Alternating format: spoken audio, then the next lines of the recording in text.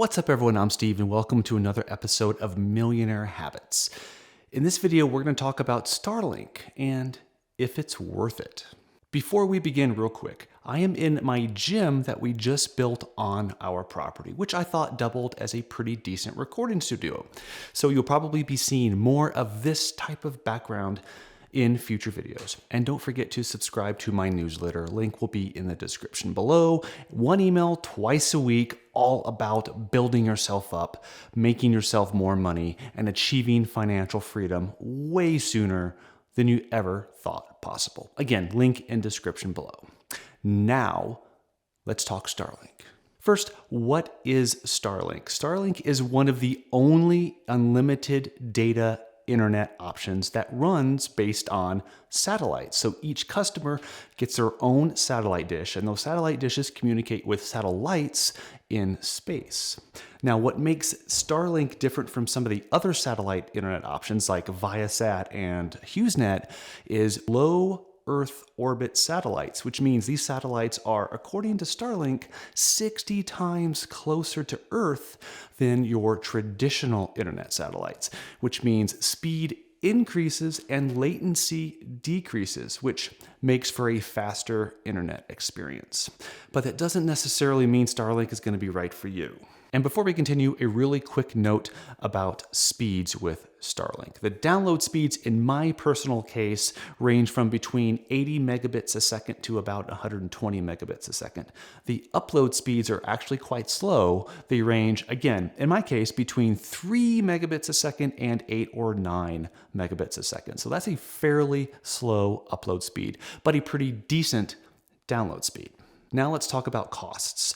As of the recording of this video, which is in May of 2022, Starlink costs $110 a month for the service, as well as a $599 one-time equipment charge.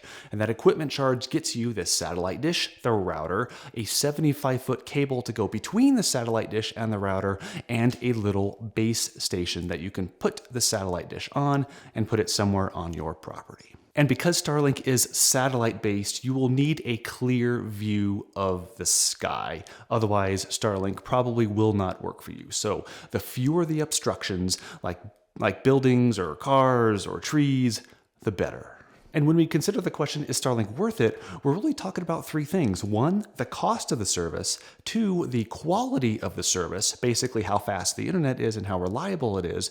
And three, the quality of the customer service. So when you have a problem with Starlink and you call in, is that experience dreadful like it is with a lot of other broadband companies, or is it fairly decent? In the interest of full disclosure, I have never had to call Starlink customer service, but I have read several reports that Starlink's customer service is actually pretty decent. They know what they're doing, and if you have problems, they're willing to work with you. So I cannot personally vouch for Starlink's customer service, but I have heard multiple reports that it's actually pretty good. And now to answer this question, let's take a look at a couple of scenarios.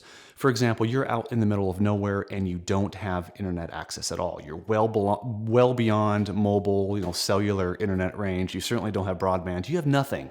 Well, Starlink is a no-brainer as long as you can afford the monthly fee as well as the equipment charge. I mean, you have nothing, and Starlink satellite is going to be a complete game changer for you. So if you can afford it and you have nothing right now and there's nothing else available, it is an absolute no-brainer. And the benefit to Starlink's service over Viasat or HughesNet or some of the other satellite internet options is this is truly unlimited data. Whereas some of the other satellite options, they will throttle you or limit you or deprioritize you after you download a certain number of gigabytes. But as of now, Starlink will not do that, and Starlink has promised to not do that in the future. So it is truly unlimited, making this a really nice option, especially if you don't have one. Now, let's just say that you don't have traditional broadband like cable or DSL, but you have a mobile MiFi device. So for example, you might have a Verizon Jetpack or T-Mobile's home internet service. You have that, which is pretty decent. Maybe it gets you 5, 10, 15 megabits a second, but you're looking for something better. Is Starlink worth it in your case then? Well, maybe. I would say it depends on how you use the internet. If you intend to stream through Netflix or YouTube TV or Hulu or any of these other streaming services, if that's something that you like to do, I think there's a lot of benefit to going to it with a service like Starlink because you probably are going to get faster download speeds. However, if you just use your internet to check email or browse a few websites every now and then, just do basic things, quite frankly, it might not be worth the cost, especially if you have a fairly affordable cellular internet service in the range of maybe 40 to 60 bucks a month. Then 110 bucks a month, almost doubling your monthly charge, may not be worth it to you if you don't do a lot of streaming. So if you do, absolutely go with something like Starlink because you need the extra bandwidth and the data transfer. But if you don't place a heavy demand on your internet, you don't do much with it, then quite frankly, your cell connection is probably going to be good enough. And here is where things really get dicey. Let's say you're in a city, you're in a built up city, you have broadband like cable or DSL or even fiber. Is Starlink worth it then?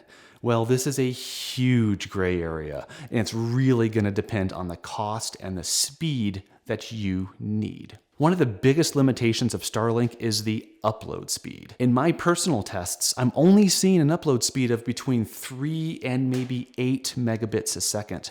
That's not very fast. So if you have a cable solution right now or DSL or fiber, you're probably uploading way faster than that. So if you do YouTube or you are uploading large files, quite frankly, Starlink probably isn't going to be your best option because Starlink's upload speed is most likely slower than yours.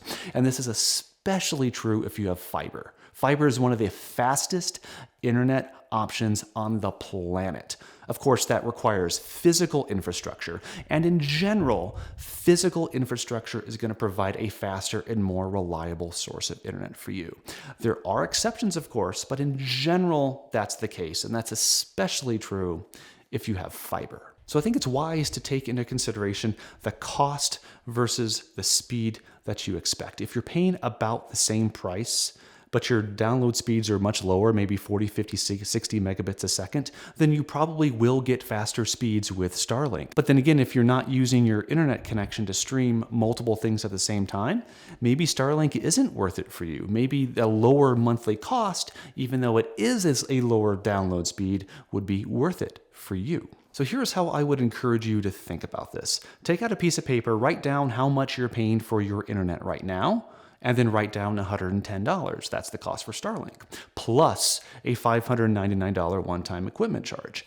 Then write down how fast your internet is, and this will be available through your internet service provider. If you don't know how fast your internet is, look online in your account or give them a call, and they should tell you what service level that you're signed up with.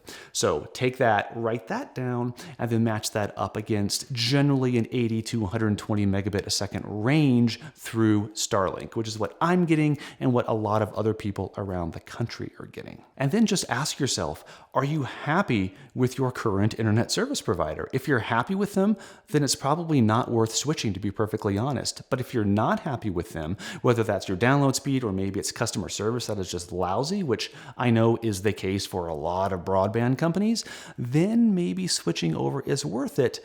But is it worth double the cost? Is it worth maybe triple the cost? I don't know in your case. That's only a question that you are going to be able to answer. But if you just take these details down, write them down on paper, gives you something visual to look at, you're going to make a much, much smarter decision about what's right for you and your family.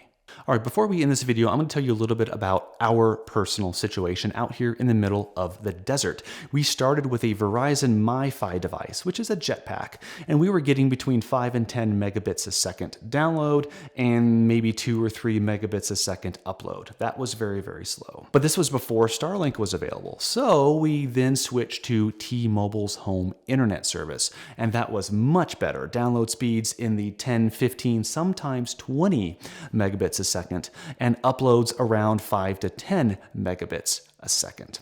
But we wanted something even faster than that because my wife and I like to stream Netflix and YouTube and things like that. So once Starlink became available, that day we ordered the equipment and signed up for service. And we've been using it for several days now, and our speeds have jumped by a magnitude of 5. So from 20 on a good day to 120, sometimes even faster than that. But usually it tops out about 120 on a good day for us using Starlink. So for us, it has been a huge, huge difference. We are paying more money. We're paying almost double the cost for Starlink compared to what we paid for T-Mobile. But again, for us, it's worth it because the download speeds is what we expect. And the upload isn't that important to us. It takes about an hour to upload a 2.5 gigabyte video to YouTube. And for us, you know what? An hour is just fine. And that is it. Thank you for watching. Let me know in the comments what you think of Starlink if you have it,